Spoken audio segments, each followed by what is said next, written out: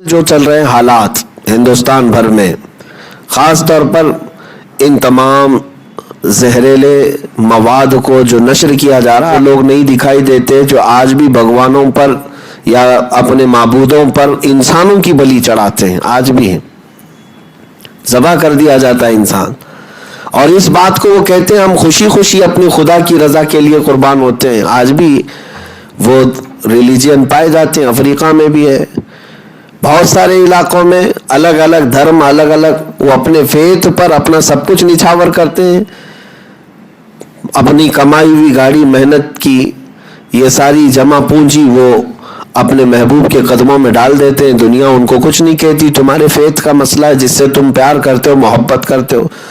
لیکن اس دنیا کو اگر کوئی چیز نہیں بھاتی، کوئی چیز نہیں پسند آتی، تو وہ مسلمان کا اپنے نبی سے پیار کرنا، حضور سے جو بے انتہائی محبت کرتا ہے، وہ دوسروں کو کھٹکتی ہے بات۔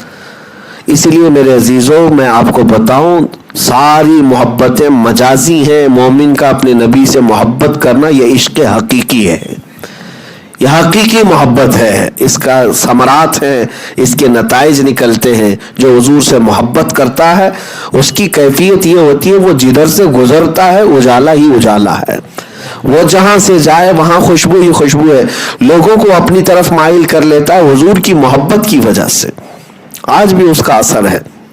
بہرحال آج جو چل رہا ہے دنیا میں، حضور پاک صلی اللہ تعالی علیہ وسلم کی عزت پر باضابطہ پری پلان حملے کرنا، اس کی تیاریاں کرنا ایک منظم سازش ہے، اور ایک لابی اس پر کام کر رہی، اور ان کو باضابطہ حکومتیں فنڈنگ بھی کرتی ہیں، بیکنگ بھی کرتی ہیں، کینیڈا کی حکومت اور کئی ایسی حکومتیں یورپ کی ہیں جہاں پر اس طرح کے لوگوں کو پالا جاتا ہے، انہیں تحفظ فراہم کیا جاتا ہے۔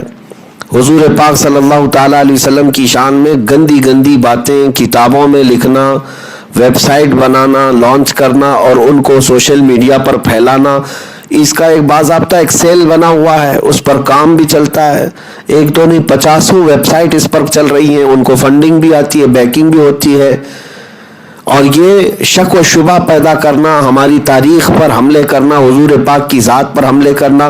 میں آپ کو بتاؤں، یہ صرف اور صرف گالی نہیں دیتے، بلکہ وہ ہمارے دین میں سے کتابوں کو توڑ مروڑ کر کے یا روایتوں کو توڑ مروڑ کر کے ایسا پیش کرتے ہیں تاکہ تمہارے ذہن میں بھی وہ گالی بیٹھ جائے، نعوذ باللہ من ذالک۔ تو یہ چیزیں بہت سالوں سے چل رہی ہیں، لیکن اسلام کو آج تک ان گستاخوں سے، ان بدبختوں سے کوئی نقصان نہیں۔ اسلام پھل پھول رہا تھا، آج بھی پھل پھول رہا ہے، الحمدللہ۔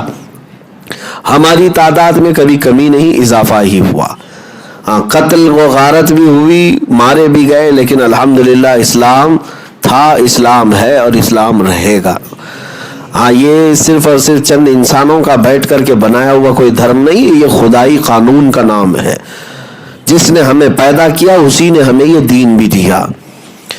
تو اب میں آپ کو بتاتا ہوں، آج کل جو ہے سوشل میڈیا پر اور نبی پاک صلی اللہ تعالیٰ علیہ وسلم کو ٹارگٹ کرنا، اسلام کو، قرآن کو، خدا کی ذات کو، اور یہاں پر بھڑکانا، جس کو کہتے ہیں کمیونل ہارمونی کو ڈسٹرب کرنا، یہ باضابطہ پلاننگ کے ساتھ کیا جا رہا ہے۔ یہاں پر بھی حکومتیں سپورٹ میں ہیں ان گستاخوں کے، کہ انہیں باضابطہ چھوٹ دی جاتی ہے کہ جو دو سمودائے میں لڑا سکتے ہوں، نفرت پھیلا سکتے ہوں، ایسے لوگوں کو۔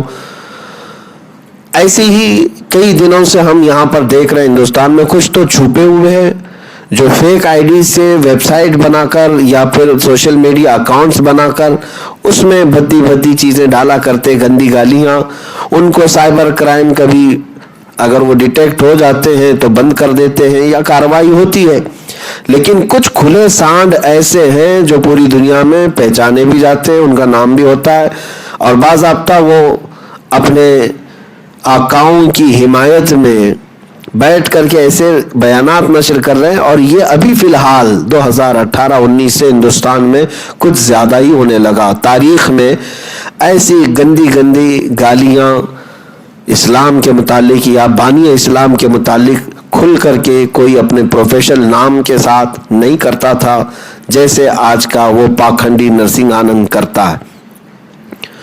وہ 1-2 دن سے نہیں، پچھلے 2 سال سے اس طرح کی حرکتیں کر رہا ہے. میں آپ کو بتاؤں، وہ پاگل آدمی، آپ سب سنے ہوں گے، بہت سارے لوگ مجھے یہی کہتے ہیں کہ وہ پاگل ہے، مورخ ہے، بیوقوف ہے. ابھی جو حالات ہوئے اس کے جواب دینے پر میں آپ کو ایک بات کی وضاحت کر دیتا ہوں. کچھ علماء بھی یہ کہتے ہیں وہ احمق ہے، پاگل ہے، اس کا دماغی سنتولن بگڑا ہوا ہے، وہ کچھ اول پھول بکتا رہتا ہے. ایک بات یاد رکھنا، جاہل ہونا، پاگل ہونا، بیوقوف ہونا اور ہے، گستاخ رسول ہونا اور ہے. مجھے کوئی بھی عالم دین یہ مسئلہ بتا دے، کیا پاگل کو اجازت دی جا سکتی حضور کو گالیاں دینے کی؟ جاہل کو، بیوقوف کو، احمق کو یہ اجازت دی جا سکتی ہے؟ بلکہ ہماری تاریخ ہے، شاتم رسول کے مسائل الگ ہیں، پاگل اور مجنون اور بیوقوف کے الگ ہیں. میاں اب جیسے میں آپ کو بتاؤں کہ ہم نے جو جواب دیا، یا جب کبھی ہم حضور پاک صلی اللہ تعالیٰ علیہ وسلم کی عزت کے لیے دفاعی طور پر میدان میں کھڑے بھی رہے، تو یہ میرا فریضہ ہی نہیں بلکہ یہ میرا دین ہے. یہ میرا دین ہے. نبی پاک صلی اللہ تعالیٰ علیہ وسلم کی طرف اٹھنے والی ہر انگلی کا میں جواب دیتا رہوں گا، چاہے وہ پاگل کی طرف سے آئے، کہ جاہل کی طرف سے آئے، کہ بیوقوف کی طرف سے آئے، کہ عقل مند کی طرف سے آئے، یا حکومت پر بیٹھا ہوا بھی کوئی کہے. یہ بہانے نہیں ہیں جو آج کہے جا رہے ہیں کہ وہ جاہل ہے، پاگل ہے، بیوقوف ہے، مورخ ہے، اسے منہ نہیں لگانا چاہیے. کیا ہماری تاریخ ایسی ہے؟ یہی حال اسپین میں ہوا تھا. اندلس جس کو کہا جاتا تھا، 700 سال تک مسلمانوں کی حکومت رہی. ایک زمانہ ایسا آیا کہ تاریخ میں یہ بتایا گیا کہ ایک پاگل کو چوراہے پر کھڑا کر دیا گیا تھا حضور کی شان میں گالیاں دینے کے لیے. وہ گالیاں دیتا تھا، نبی پاک صلی اللہ علیہ وسلم کو برا بھلا کہتا تھا. لوگ گزرتے تھے، اتنے ماڈرن ہو گئے تھے، اپنے عیش و آرام میں یہی بات کہتے تھے کہ وہ پاگل ہے، چھوڑو اس کو، کون منہ لگائے گا. کئی دن تک یہ چلتا رہا. اس کے بعد دشمنان اسلام نے ایسا حملہ کیا کہ مکمل وہاں سے مسلمانوں کو ختم کر دیا. آج تقریباً 500 مسجدیں وہاں پر چرچ بنی ہوئی ہیں. گستاخی کو، رسول پاک صلی اللہ تعالیٰ علیہ وسلم کی شان میں ہونے والی توہین کو یہ کہہ کر کے نظر انداز کر دیا جائے گا کہ وہ پاگل ہے. ابھی میں آپ کو بتاؤں، پچھلے سال بھی جب وہاں سے گستاخیاں شروع ہوئی تو ہم نے جو بھی جواب دینا تھا ہم نے بھی للکار کر کے پکارا. تو معاملات جو بنے ہوئے تھے ہندوستان بھر میں آپ کو بھی پتا ہے. اس وقت بھی کچھ ڈپارٹمنٹ کے لوگ، پولیس والے ہم سے یہ بات کہہ رہے تھے کہ آپ سوشل میڈیا میں کیوں جواب دے رہے ہیں، اس شخص کو آپ منہ کیوں لگا رہے ہیں، ہم جانتے ہیں وہ پاگل آدمی